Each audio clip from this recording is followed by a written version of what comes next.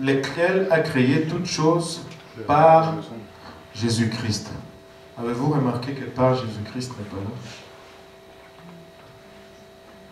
Je ne sais pas dans Ésaïe 55 si ça s'y trouve. Oui, non. La virgule est après. Mince. Ça ne va pas là.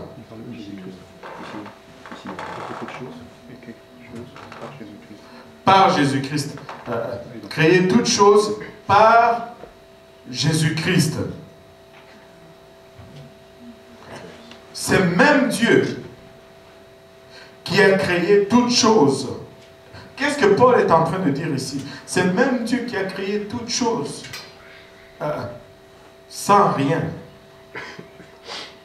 Crée également l'Église sans quelque chose.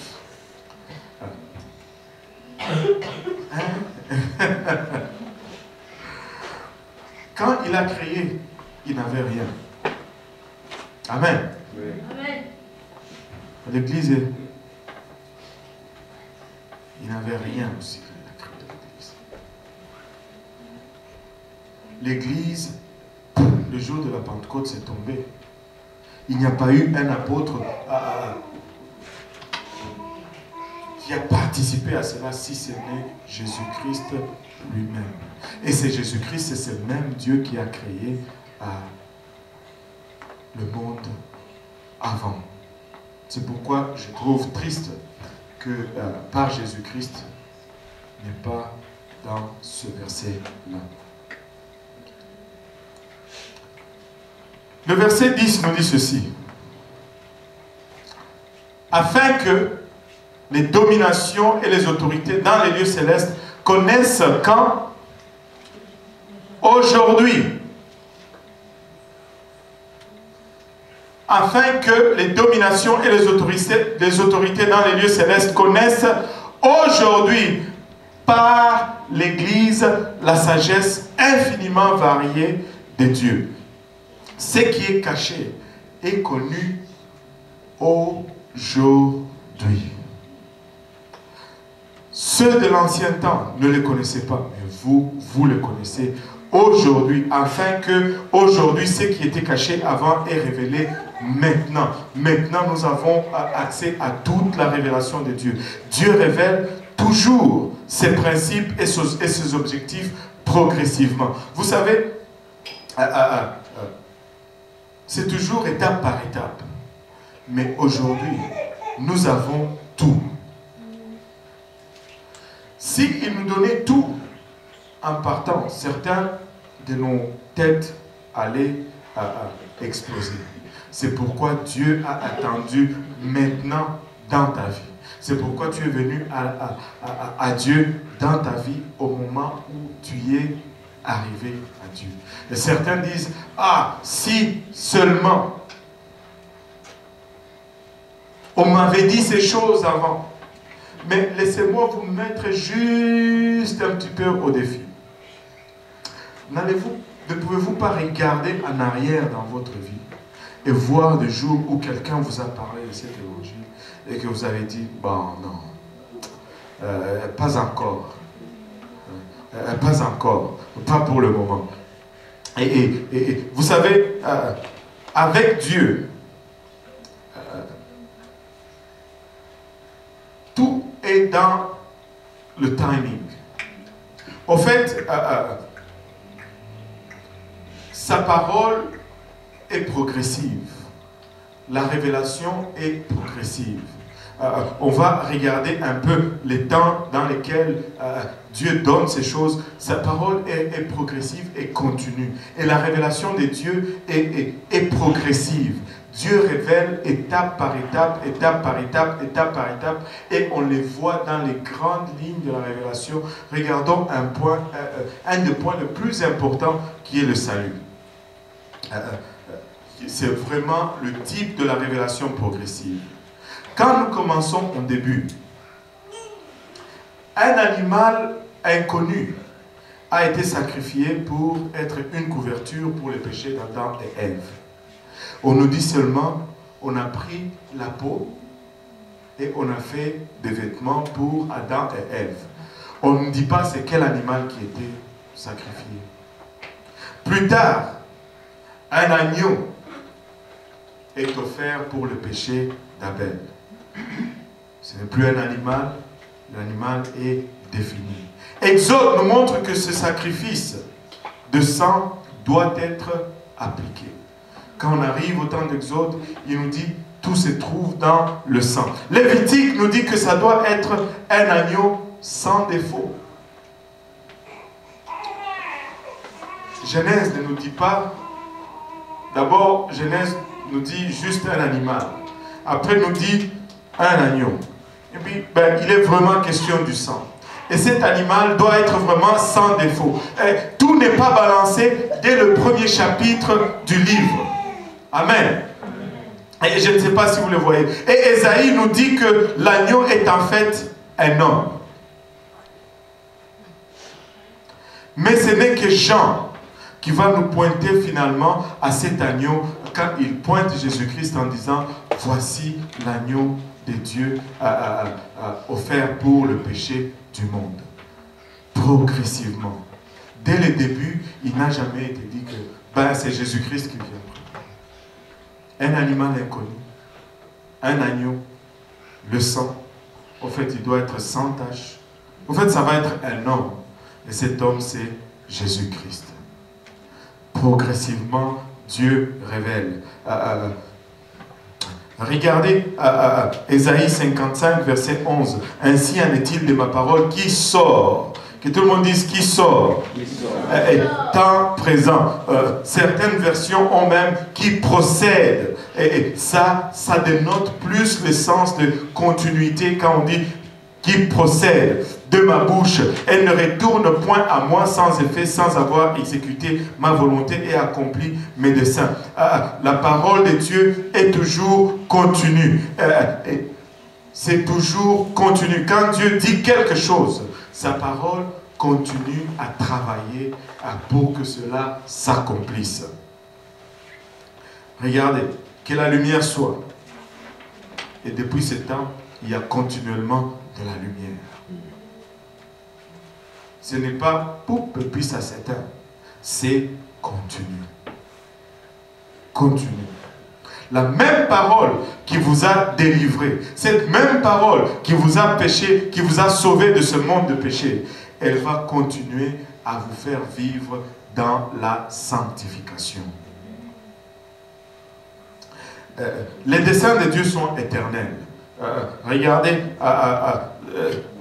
Éphésiens 3, verset 11. Si nous pouvons sauter au verset 11 dans notre suite d'Éphésiens. Selon les desseins éternels qu'il a mis à exécution par Jésus-Christ, notre Seigneur.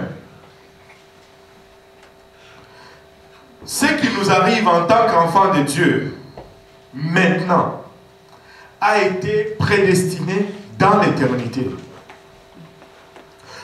Nous, notre salut n'était pas prédestiné, mais ce qui nous arrive a été décidé bien avant. Wow.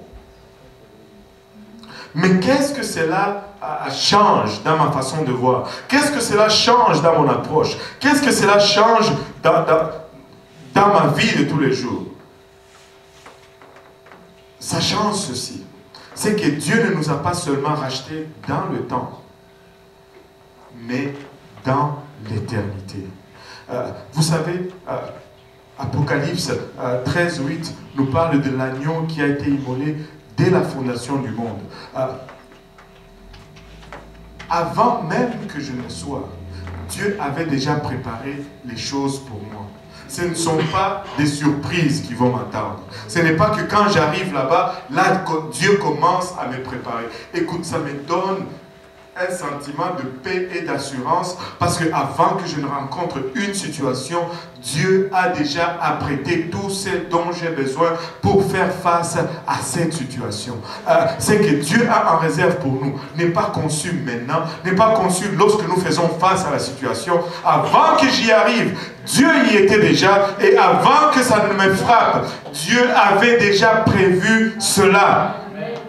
Dieu l'a fixé dans l'éternité. Il l'a arrangé dans l'éternité. Par la suite, ça a été manifesté dans le temps. C'est pourquoi c'est seulement une question de temps. Toutes tes épreuves, c'est une question de temps.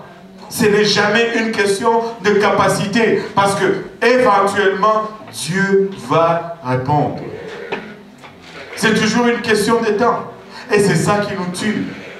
Nous sommes des êtres impatients. Nous voulons tout maintenant. Comme ce type qui priait pour la patience. Seigneur, je désire la patience. Et je la désire maintenant. Waouh! C'est tout simplement une question de temps pour que Dieu me fasse sortir de ma détresse. C'est tout simplement une question de temps pour que Dieu me réponde à mes préoccupations. Parce que ça a déjà été fait dans l'éternité.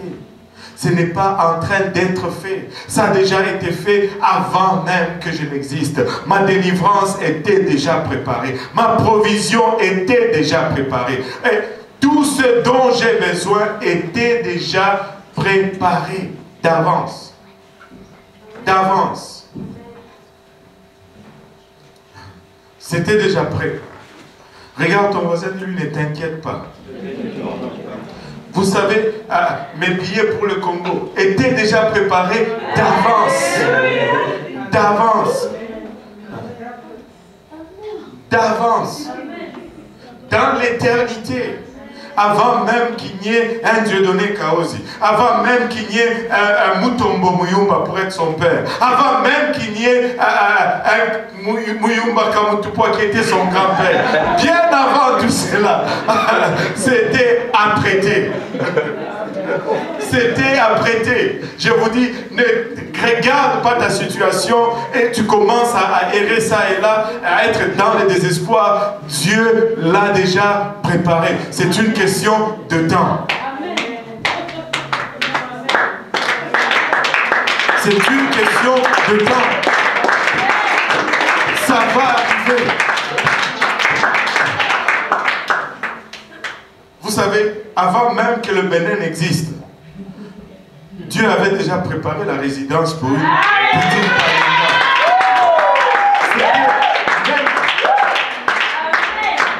même avant que... C'est une question de temps. C'est pourquoi, lorsque le temps fut accompli... Oh, mince. Vous ne voyez rien, vraiment. Vous ne l'avez pas compris. Vous ne l'avez pas compris.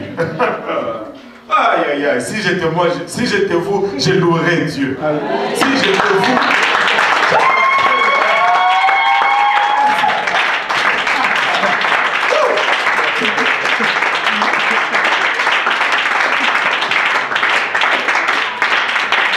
C'est déjà arrangé dans l'éternité. C'est déjà arrangé dans l'éternité. Laissez-moi vous dire, c'est un combat arrangé. C'est un combat fixé. L'arbitre est vendu dans ce combat. Il est de notre côté. Nous connaissons déjà le résultat. Quand il y a un combat et que vous connaissez déjà les résultats, le combat est arrangé. N'est-ce pas? C'est un combat arrangé. Vous allez gagner. Amen. Hey. Oh là là. Le verset 12 du livre d'Éphésiens nous dit en qui, est-ce que c'est 12? Nous avons par la foi en lui la liberté de nous approcher de Dieu avec confiance. En qui nous avons par la foi en lui la liberté de nous approcher de Dieu avec confiance. Nous avons la foi